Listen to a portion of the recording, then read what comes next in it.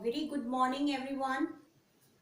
Once again, I am Neelam Pankaj, SRG Meerut, before you having one video regarding the language teaching based on foundational learning कि आधारशिला module पर आधारित ये video आप तक प्रेषित की जा रही है और अभी तक हम आधारशिला की पिछली वीडियो से संदर्भ लेकर अपनी इस वीडियो को और आगे बढ़ाते हैं। तो जैसे कि दोस्तों पिछली वीडियो में हम बात कर रहे थे कि भाषा शिक्षण किस प्रकार किया जाए, वो कौन कौन सी ऐसी शिक्षण तकनीक है जिनके माध्यम से हम अपने भाषा शिक्षण को और प्रभावी बना सकते हैं। और इसी संदर्भ में हमने आपके सामने लर्निंग आउटकम्स के बारे में भी बात की थी और ये भी कहा था कि आधारशिला मॉड्यूल के आधार पर 4 केंद्रित आउटकम विकसित किए गए हैं, नेस्टेड आउटकम विकसित किए गए हैं और उसमें हमने प्रथम श्रेणी में सुनना और बोलना इन 2 कौशल को रखा था। फिर उसके बाद नेक्स्ट कैटेगरी में हमने पढ़ना और लिखना को सम्मिलित किया। थर्ड कैटेगरी वाज व्याकरण और उच्चारण और फोर्थ वाज सृजनशीलता और कल्पनाशीलता। तो फ्रेंड्स, आज का जो हमारा टॉपिक है वो यही है कि हम किस प्रकार से एक लैंग्वेज टीचिंग को और इफेक्टिव बनाने के लिए हम किस प्रकार से अपने इन 4 लर्निंग आउटकम को फोकस्ड रखकर कार्य करें। तो आज हम प्रयास करेंगे कि हिंदी के साथ साथ हम इंग्लिश, क्योंकि that is also a language, so these are the tools that can be beneficial for each and every language. So we will just try to compile the different approaches of languages and it's a small attempt. I think you will just have a great curiosity or happiness while these terms will be explained to you. And let's start now. कि as I told you yesterday that कि यहाँ पर हमारे पास 4 कौशल हैं, 4 दक्षताएं हैं जो भाषा की निर्धारित की गई हैं आधारशिला मॉड्यूल के आधार पर। तो सबसे मुख्य बात यह है कि जो भी कक्षा शिक्षण किया जाना है उसका उद्देश्य क्या है। उद्देश्य क्या है दोस्तों? शैक्षिक संप्राप्ति को प्राप्त करना, लर्निंग आउटकम। अब ये लर्निंग आउटकम कौन सा है, ये हमारे उस प्रकरण पर आधारित होता है। किसी भी निश्चित विषय वस्तु को जब हम आरंभ करते हैं, मान लीजिए हमें बच्चों को, अगर हम हिंदी की बात कर रहे हैं या संस्कृत की बात कर रहे हैं और हमें बच्चों को संस्कृत में कोई पाठ पढ़ाना है या संस्कृत में किसी श्लोक का अर्थ समझाना है, तो सबसे पहले हमें ये देखना होगा कि उस श्लोक को सिखाने के पीछे क्या उद्देश्य है, बच्चों में कौन सा गुण विकसित करना है। यहाँ मैं अगर एक छोटा सा उदाहरण लूं कि उद्यमेन ही सिद्ध्यन्ति कार्याणि न मनोरथै, अर्थात उद्यमेन, उद्यम से ही, परिश्रम से ही कार्य सिद्ध होता है, मात्र मनोरथ अर्थात इच्छा करने से नहीं। तो यहाँ एक श्लोक है कि मात्र इच्छा करने से ही कोई कार्य परिणत नहीं हो जाता, हमें यदि किसी कार्य को पूर्ण करना है तो उसके लिए हमें परिश्रम करना होगा। तो यहाँ अगर हम इस श्लोक का या सूक्ति का अर्थ हम बच्चों तक पहुंचा रहे हैं तो उसके पीछे हमारा उद्देश्य ये है कि बच्चों को हम किस प्रकार से उद्यमशीलता का पाठ पढ़ाएं, किस प्रकार से उन्हें परिश्रम करने की भावना से जोड़ें। तो यहाँ इसका लर्निंग आउटकम हो जाएगा कि बच्चे उस सूक्ति का अर्थ समझकर उसे व्यवहार में अपनाने का प्रयास करें, यानी वो परिश्रम के महत्व को समझें। तो इस एक सूक्ति को अगर हमें बच्चों को आधार बनाकर पढ़ाना है तो इसको संदर्भित करने के लिए हमें इससे जुड़े हुए कुछ ना कुछ संस्मरण लेने होंगे, या हमें कोई छोटी सी ऐसी कहानी लेनी पड़ेगी, या कोई ऐसा प्रेरणादायी हमें कविता या गीत लेना पड़ेगा जिसमें बच्चों को ये इंस्पिरेशन मिल सके कि हाँ, परिश्रम करने पर हम जिस चीज में अपने आप को बहुत सक्षम नहीं पाते उस चीज में भी कुशलता प्राप्त कर सकते हैं। कि यहाँ तुलसीदास जी का अगर हम उदाहरण ले लें तो जब तुलसीदास जी अपनी पत्नी के पास पहुंचते हैं और वो देखते हैं कि एक रस्सी लटकी हुई है, तो और रात्रि बड़ी अंधकारमय थी और वर्षा हो रही थी, तो वो उस रस्सी को पकड़ करके ऊपर पहुंच जाते। तो उनकी पत्नी ये कहती हैं कि जितनी प्रीत आपने मुझ में दिखाई, अगर उतनी प्रीत आप अपने ज्ञान को परिष्कृत करने में लगाते तो स्थिति कुछ और ही होती। यह एक वक्तव्य तुलसीदास जी के जीवन की दिशा को बदलने वाला वक्तव्य हो गया, क्योंकि उसके पश्चात उन्होंने इस प्रकार से कार्य करना शुरू किया कि उनका मन सिर्फ और सिर्फ रचनात्मकता की तरफ लगा, और जिस रस्सी को वो पकड़कर चढ़ गए थे वो रस्सी वास्तव में सांप थी। तो यहाँ क्या कि दो चीजें हमने देखी कि पहली बात तो आपका जुनून, तुलसीदास जी उस सांप को रस्सी समझकर चढ़ गए, जबकि सांप को अगर आप स्पर्श कर रहे हैं तो किसी भी ऐसी चीज को स्पर्श करने मात्र से हमें स्वयं अनुभव हो जाता है, लेकिन वहां जुनून था। तो वो जुनून हमें बच्चों के सामने, वो पैशन हमें बच्चों में डेवलप करना है। तो ऐसे छोटे छोटे रेफरेंसेस हम ले सकते हैं, किसी के भी एग्जाम्पल लिया जा सकता है जो बच्चों को इंस्पायर कर सके। यहाँ हम अब्दुल कलाम जी का एग्जाम्पल ले सकते हैं कि किस प्रकार से वो किस परिवेश से थे, किस प्रकार से उन्होंने, उनके पढ़ने की बहुत इच्छा थी तो उन्होंने न्यूज़पेपर भी बेचे, उन्होंने इमली के बीज इकट्ठे करके उनको भी बेचा।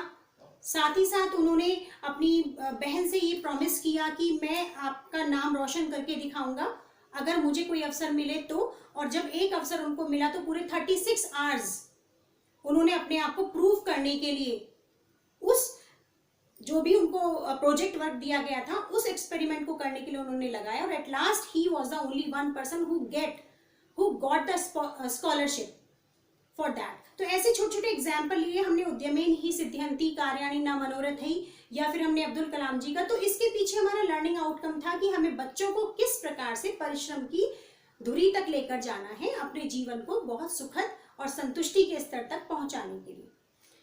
तो यहाँ हम बात कर रहे थे कि किस प्रकार से हम बच्चों को भाषा के आधार पर परिष्कृत करें, और ये भाषा का जो आधार है वो निर्भर करेगा कि कौन सा हमारा उद्देश्य है, कौन सा हमें लर्निंग आउटकम बच्चों में डेवलप करना है। तो 4 लर्निंग आउटकम की बात कर रहे थे, पहले हम 2 लर्निंग आउटकम ले लेते हैं।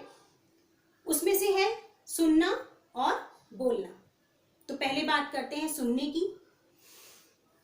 अपनी पूर्व की वीडियो में हमने इस टॉपिक पर थोड़ी सी संक्षिप्त रूप में परिचर्चा भी की थी कि सुनना क्या है, कि स्वतः ही किसी ध्वनि का हमारे कान में पहुंच जाना और फिर उस कान में पहुंचने के बाद हमारे मस्तिष्क तक उसका संदेश जाना और उस संदेश को समझकर उसी के अनुसार अपना व्यवहार करना, ये सब सुनने की प्रक्रिया में सम्मिलित होते हैं।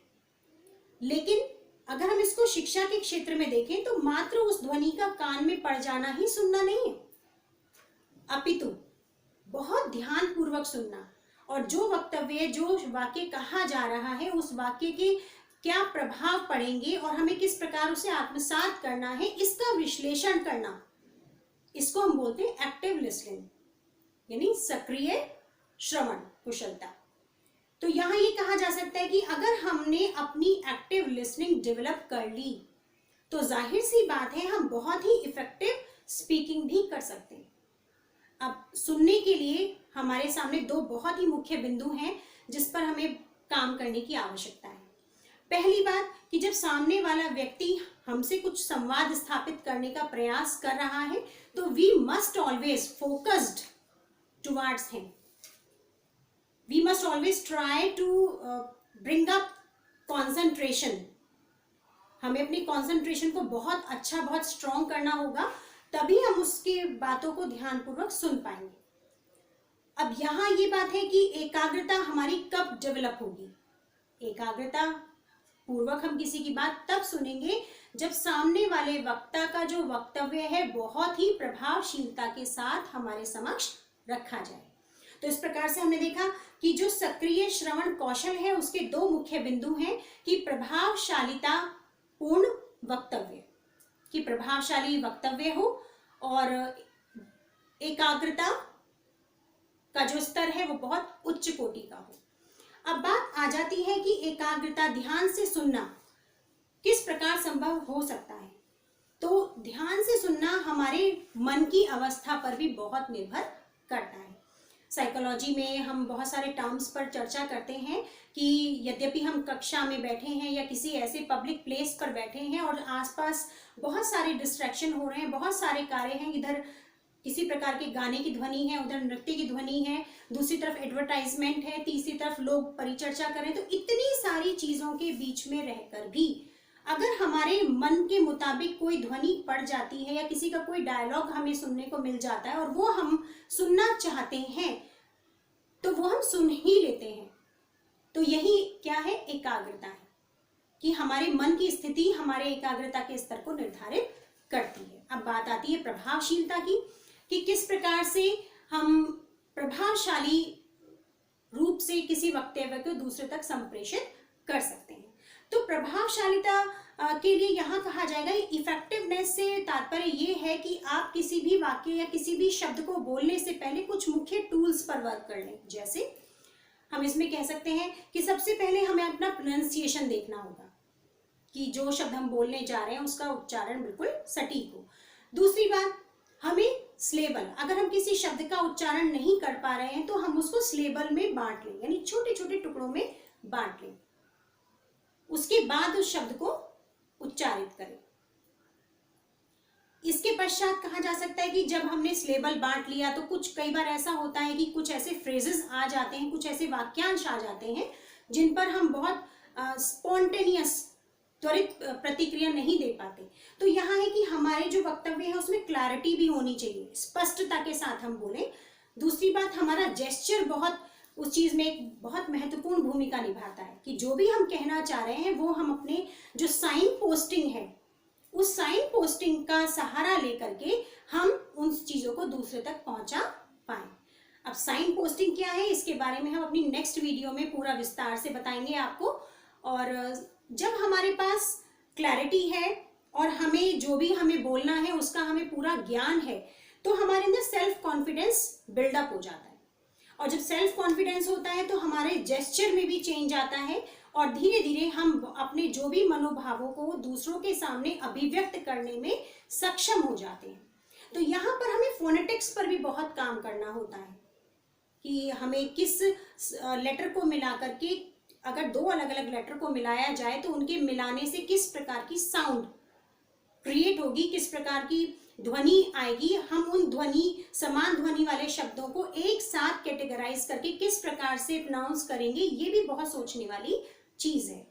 तो यहाँ हम बात कर रहे थे कि भाषा में किस प्रकार से हम और प्रभावशाली कक्षा शिक्षण कर सकते हैं। तो छोटे छोटे बिंदुओं पर हमने आज बात की कि सबसे पहले हमें सुनने की कला में सक्षम होना पड़ेगा।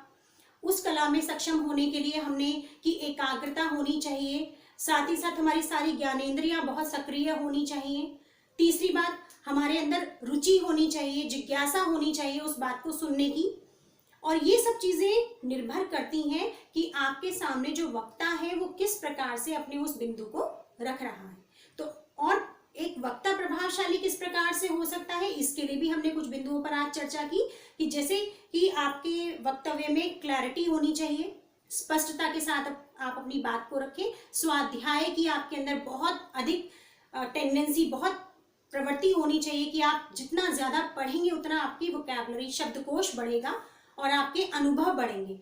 और जितने अनुभव बढ़ेंगे उतने ही कॉन्फिडेंस के साथ आप अपनी बात को सामने वाले के समक्ष रख पाएंगे। दूसरी बात हमने सिलेबल के बारे में की कि यदि हम किसी शब्द को या किसी वाक्य को बोल नहीं पा रहे हैं तो उसको हम छोटे छोटे खंडों में सिलेबल में विभाजित कर लें, फिर धीरे धीरे फ्रेज, वाक्य के अंशों पर भी अपना ध्यान दें। साथ ही साथ हमें ये भी देखना होगा कि जो ये सब चीजें चल रही हैं उसमें स्पॉन्टेनिटी भी होनी चाहिए, कि हमारे अंदर एक कला विकसित हो जाए कि किस प्रकार से हम तुरंत कहा जाने वाला शब्द है उसके जो भी अर्थ है, चाहे वो गूढ़ अर्थ हो चाहे सामान्य अर्थ हो, उसके अर्थ को ग्रहण करने के बाद हम तुरंत उसके जिस्ट को समझ लें, उसके सार को समझ लें और सार को समझ के हम तुरंत रिस्पॉन्स करें।